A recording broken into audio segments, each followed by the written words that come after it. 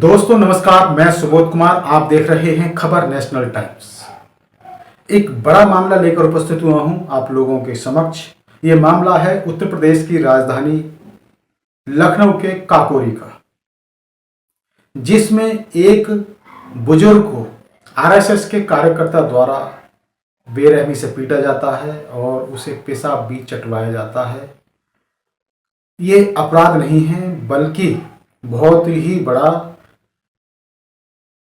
जातिवाद व सामंतवाद का नंगा नाच है।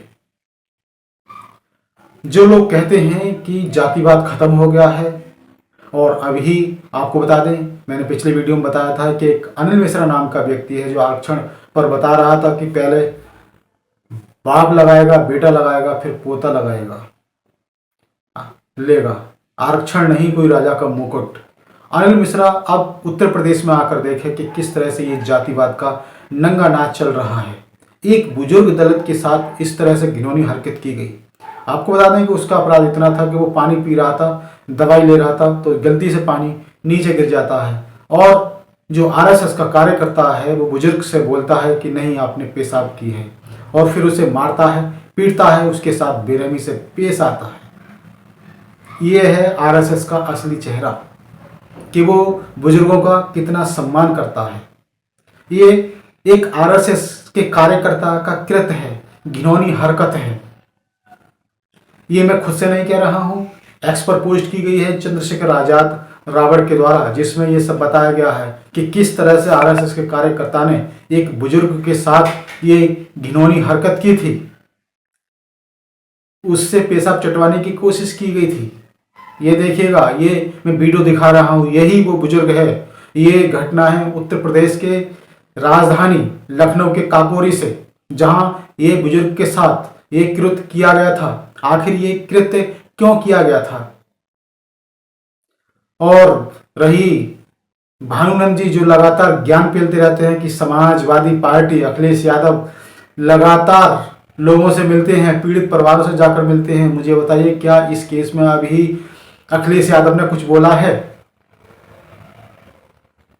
अखिलेश यादव क्या उस पीड़ित परिवार से मिलने गए हैं? आखिर क्यों नहीं गए हैं भानुनंद जी? जो भानुनंद बात करते हैं समाजवादी पार्टी की, क्या वो समाजवादी पार्टी के चमचे हैं, अखिलेश यादव के चमचे हैं?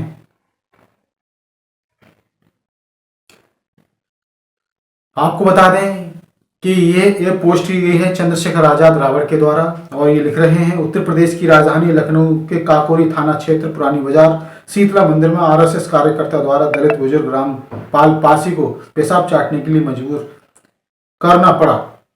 सिर्फ एक अपराध नहीं, बल्कि जातिवादी व सामंतवाद की वर्षों पुरानी दलित विरोधी मानसिकता का नंगा प्रदर्शन है। बीमारी से पीड़ित एक बुजुर्ग को, जिसने पानी पीते समय गलती से थोड़ा पानी नीचे गिर गया था, आरोपी ने कहा कि तुमने पेशाब किया है और पानी मंगवाकर उसे धुलवाया, साथ ही जाति सूचक गालियां देकर अपमानित किया। यह न केवल मानवता के लिए कलंक है, बल्कि संविधान की आत्मा पर भी प्रहार है। शरीर पर सत्ता का जोर, आत्मा पर जातिवाद का विष। हम यूपी गवर्नमेंट से मांग करते हैं आरोपी को तत्काल गिरफ्तार कर SC/ST एक्ट अत्याचार निवारण अधिनियम के तहत कठोरतम सजा दी जाए। पीड़ित रामपाल पासी को सरकारी सुरक्षा, सम्मानजनक मुआवजा और इलाज की सुविधा दी जाए।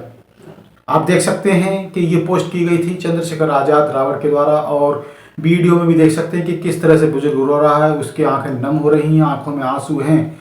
क्या किसी बुजुर्ग के साथ इस तरह का कृत्य करना चाहिए? इस तरह से घिनौनी हरकत करनी चाहिए? जी हाँ, मैं बात कर रहा हूँ आरएसएस संगठन की। आरएसएस का जो कार्यकर्ता है, आरएसएस बताते हैं कि आरएसएस एक सामाजिक संगठन है, समाज में जाकर लोगों की मदद करता है, लेकिन ये देखिएगा खुलकर सामने आया है आरएसएस का असली चेहरा कि आरएसएस के कार्यकर्ता किस तरह से एक जातिवादी मानसिकता के तहत काम करते हैं। कहीं दंगा करवाना हो, दंगा फसाद करवाना हो, कहीं जाना हो भीड़ में, मारकाट करवानी हो, तो आरएसएस तुरंत अपने बंदों को भेज देता है उस भीड़ में। और जैसा कि आज ये खुद देखने को मिल रहा है कि किस तरह से एक जातिवादी मानसिकता के तहत एक बुजुर्ग के साथ ये घिनौनी हरकत की गई है आरएसएस कार्यकर्ता के द्वारा। ये जो वीडियो में आप देख रहे हैं, मैं बार बार इस वीडियो को दिखा रहा हूँ, स्क्रीन पर दिखा रहा हूँ, इसका नाम है रामपाल पासी। रामपाल पासी है और मामला है ये उत्तर प्रदेश की राजधानी लखनऊ काकोरी थाना क्षेत्र पुरानी बाजार शीतला मंदिर के पास का मामला है और ये आरएसएस के कार्यकर्ता द्वारा किया गया है। आखिर इस देश में इस तरह से कब तक चलता रहेगा? 75 साल से ऊपर भी देश को आज़ाद हुए हो चुके हैं और देश का संविधान भी इस तरह के कृत्य करने की इजाज़त नहीं देता, लेकिन फिर ये संविधान को ताक पर रखकर उसमें उसकी आत्मा को झकझोर कर इस तरह के कृत्य क्यों सामने आते हैं? आखिर सरकार इस तरह के मामलों पर संज्ञान क्यों नहीं लेती? आपको बता दें कि चंद्रशेखर आजाद रावण के द्वारा यूपी गवर्नमेंट से मांग की गई है कि उसके ऊपर SC/ST एक्ट के तहत मुकदमा दर्ज किया जाए, लेकिन फिर अब क्या ये मुकदमा दर्ज कर पाएंगे? देखते हैं आखिर होता है या नहीं होता। मुझे नहीं लगता, क्योंकि ये सरकार, क्योंकि वो कार्यकर्ता है आरएसएस का। अगर वही कोई व्यक्ति, उत्पीड़न करने वाला व्यक्ति किसी शेड्यूल कास्ट से होता, ओबीसी कास्ट से होता, तो उसके ऊपर तुरंत कार्रवाई होती, लेकिन ये आरएसएस का कार्यकर्ता है, इसके ऊपर आसानी से कार्रवाई नहीं होगी। तो सबसे पहले तो ये वीडियो को देख लेते हैं। ये वीडियो जारी किया गया है चंद्रशेखर आजाद रावण जी के द्वारा पोस्ट किया गया है। इस वीडियो में सुन लेते हैं कि आखिर ये बुजुर्ग क्या कह रहा है। पूरी कहानी सुन लेते हैं, दर्द भरी कहानी आखिर क्या है इसकी, सुनते हैं। शीतला मंदिर पर ठीक। तो हम वहाँ पे बैठे थे, ये निकल आए, कहने कि कल तुमने पेशाब किया? नहीं भैया। किसने पूछा? हमसे पूछा पम्मू। कौन है ये पम्मू? पम्मू ये बनियाले है, बनिया चांदिया ले। अच्छा, पम्मू इनके पिताजी का क्या नाम? वो तो सूर्याल। तो क्या कहा आपसे? हमसे कहा कल यहाँ पेशाब किया? हम कहने भैया पेशाब नहीं किया। ठीक।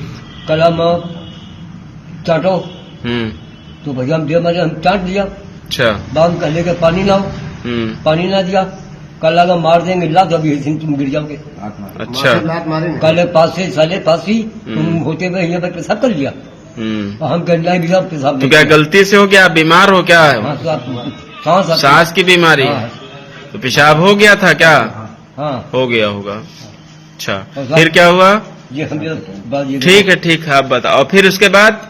इसके बाद फिर कोई सन्नाटा का कोई ना, हमारा भतीजा है तो अम्मा पर भतीजा हमारा भतीजा हमारा काला चचा का होगा।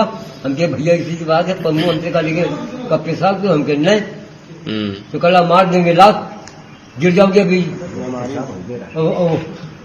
पेशाब भी हो गया रहे मेरे साथ, सब भूख है बताइए। तो दोस्तों देखा कि किस तरह से अपनी कहानी सुना रहे थे। आखिर इस तरह के मामले कब रुकेंगे? अब जो आरक्षण पर ज्ञान देने वाले इस मामले को नहीं देखेंगे, इस मामले को देखना चाहिए कि किस तरह से जातिवादी ये मानसिकता है पूरे देश में हावी हो रही है।